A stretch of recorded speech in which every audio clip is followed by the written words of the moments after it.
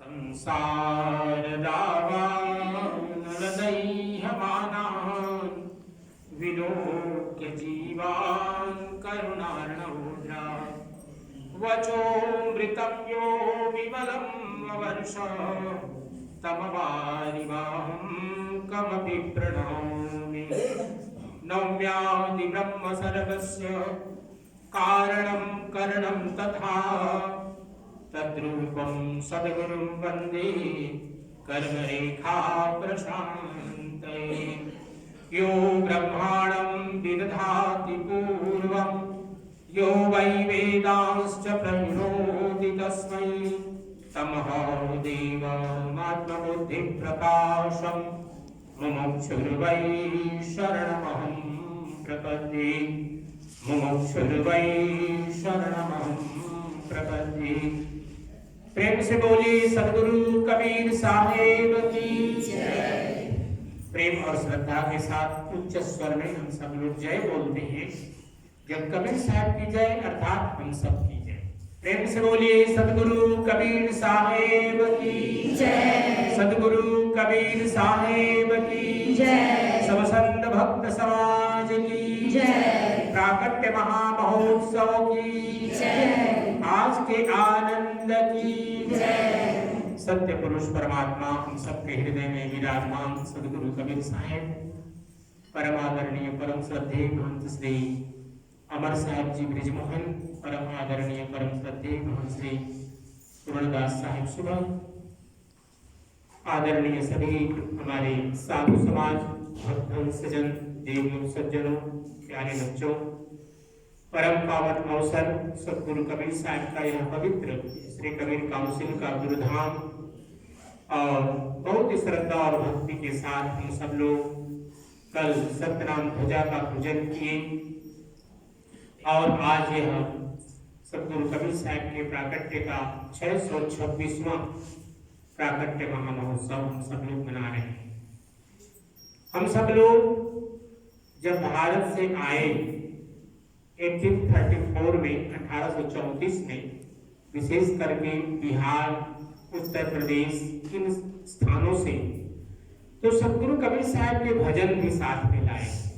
सद्गुरु कबीर साहब का संध्या पाठ, कोई बीजक लाए, शब्दावली लाए, अनुराग सागर लाए, संध्या पाठ के साथ साथ चौका आरती, अगर बाद में महंत साहब लोग आए तो अपने साथ कणिहारी भेद की जो ग्रंथ है वे सब भी लाए।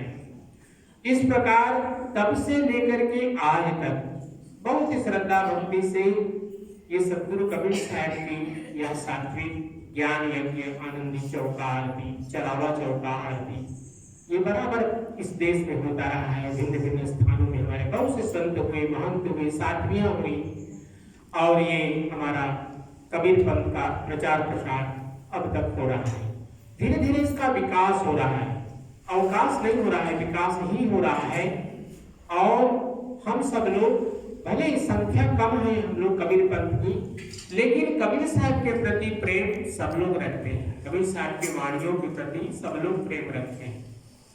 और सद्गुरु कबीर साहब हिंदी साहित्य के प्रथम विद्वान हैं जिनके भजन हम सब लोगों को मिलते हैं। उसके पूर्व के कोई भजन नहीं मिलते।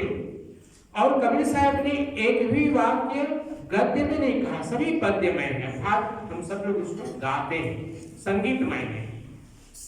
और साथ ही साथ कबीर साहब ने हमारे जीवन के विकास के लिए, आध्यात्मिक उत्थान के लिए एक बहुत ही सुंदर साधना दी, सप्त श्रुति योग की।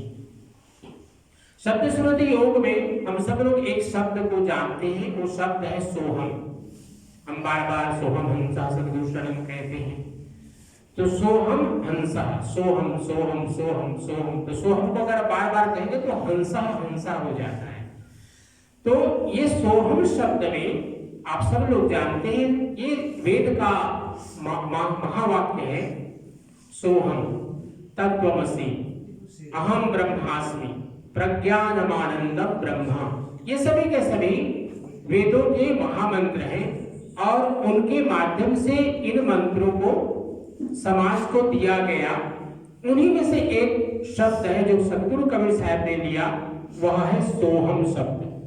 संस्कृत का शब्द है ये सोहम। सोहम का अर्थ होता है, इसमें दो शब्द हैं, सो और अहम। वास्तव में ये सह है, सह अर्थात अहम, और सह अर्थात वह परमात्मा, और अहम मतलब मैं।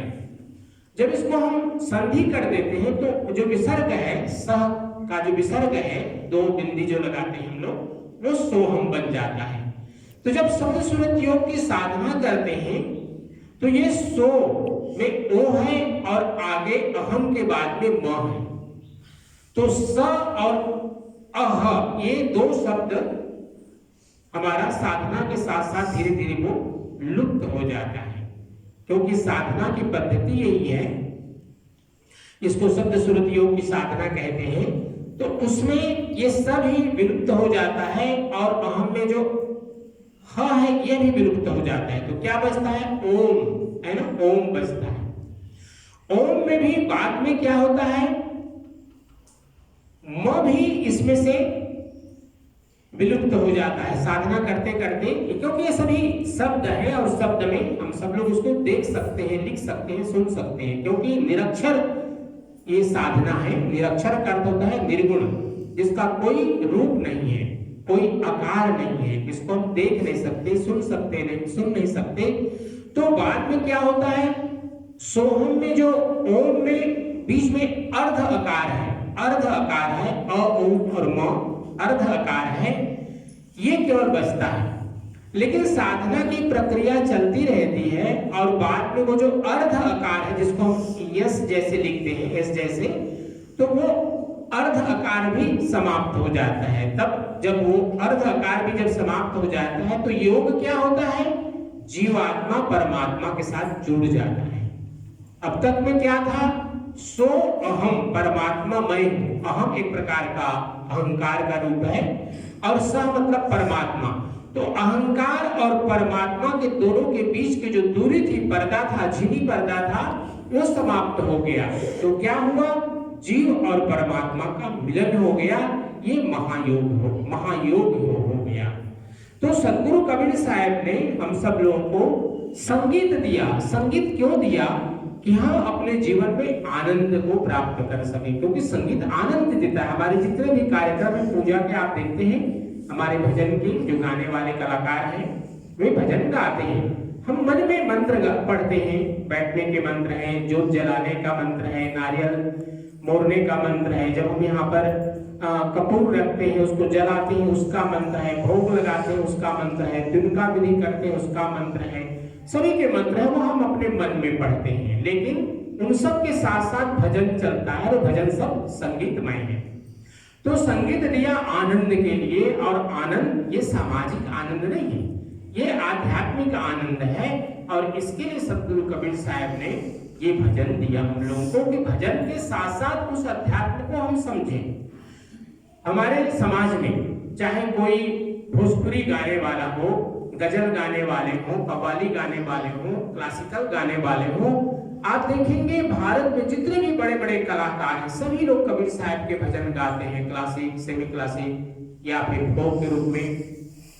कबीर साहब के भजनों में सब रूप है, जाता चलाते समय का, और बच्चा जब जन्म लेता है उस समय का, मृत्यु के समय का भजन है।